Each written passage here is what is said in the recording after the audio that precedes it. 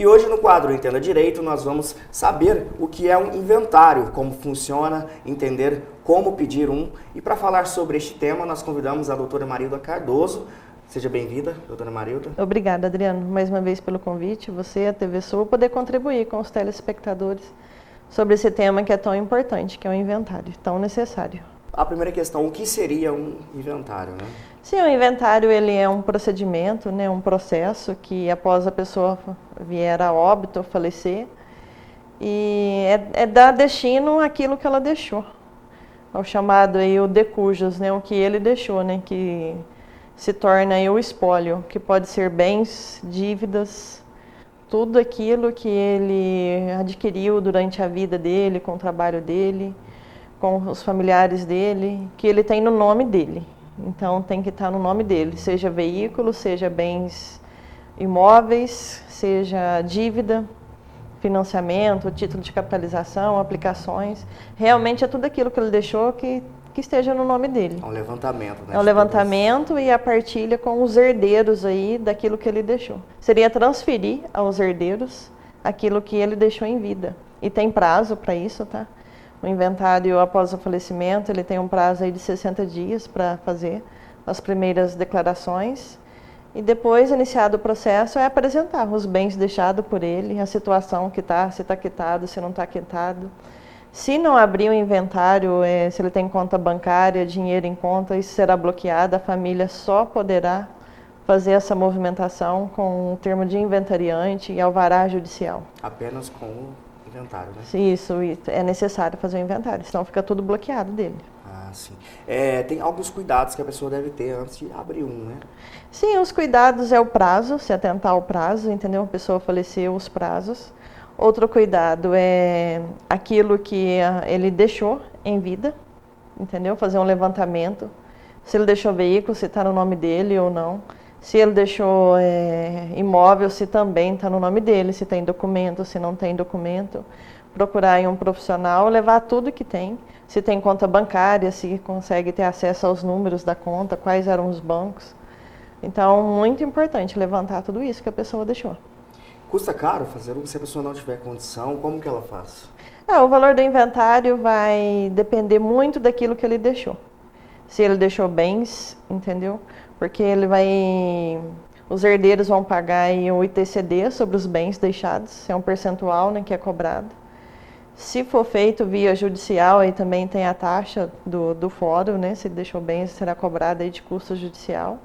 E ele contratou um profissional aí particular, que não seja pelo defensor público, ele vai pagar os honorários aí também. Então tem um custo, sim.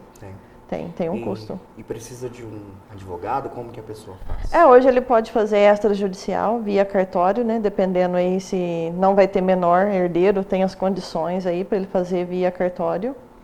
E também ele pode fazer, é necessário sim um advogado para poder fazer judicial o inventário. Ah, sim. Esse prazo para a pessoa ingressar com essa... qual que é o prazo? É de 60 dias, né? Como Isso, pelo menos tem que abrir no prazo de 60 dias. Vai dar início aí o processo de inventário. O advogado e o profissional vai informar os bens deixados, vai apresentar as certidões, vai mandar para a Receita o cálculo aí do ITCD para ser calculado, para poder dar seguimento no inventário. Sim. Se o falecido tiver dívidas, o que fazer com elas? As dívidas, elas vão compor aí o espólio, o montante deixado por ele. Elas têm que ser sanadas, as dívidas. Aí vai fazer a verificação, né, daquilo que ele deixou e daquilo que ele deve. Para ver aí se o montante deixado aí consegue sanar e saldar essas dívidas. Mas as dívidas também têm que ser informadas no processo. E isso não tem como deixar as dívidas de fora. Quem que seria os figurantes ali para poder fazer? São os filhos?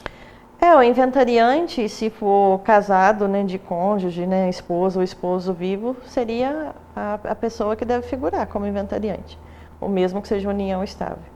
Se a pessoa é viúva ou não casou e tem filhos, o ideal é que sejam os filhos. Se não tem filhos, se é solteira, que sejam os pais.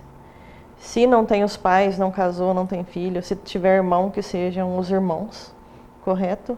Sempre buscar aí na linha hereditária o parentesco aí, que segue da ordem dos mais próximos, dos mais importantes, para poder figurar aí como inventariante. Entendi. E eu posso vender os bens? Só depois que o inventário já estiver em andamento, que tiver feito a partilha. Se durante o inventário for necessário vender algum bem, até para custear as despesas do inventário, algum veículo, pode pedir sim para o juiz um alvará para fazer a venda do bem e depois informar nos autos o preço que foi vendido, o que é de cada um. Ah, sim. Certo? Por exemplo, eu posso ser deserdado da minha herança? Sim, há casos de deserdação, sim. São casos assim bem atípicos, tem que ter sido assim bem graves, né? No caso, se for filho ou cônjuge, ter causado um dano muito grave ao falecido para poder entrar o processo de deserdação. Mas ocorre sim, não é tão simples não. Exemplos de pais, mães, assim, Isso, exemplos de casos de violência contra os pais, né? De óbito, de tentativa, de agressão, para poder ocorrer o processo de deserdação, porque o processo de deserdação ele é um processo, né, para poder deserdar aquele filho. Então tem que ser motivos assim bem graves mesmo para poder excluir aí do direito de herança. Tá certo. Se o nosso telespectador tiver alguma dúvida a respeito, ela precisa de um serviço de um advogado especialista, pode entrar em contato com você? Sim, claro, pode entrar em contato com o escritório. Por qual contato? Pode entrar em contato pelo telefone do escritório mesmo, que é 3551-5979. Tá certo. Tá bem? Bom, espero que as dúvidas foram esclarecidas e este foi o nosso tema do quadro Entenda Direito de hoje. Obrigado, doutora Maria. Eu que agradeço mais uma vez, hein?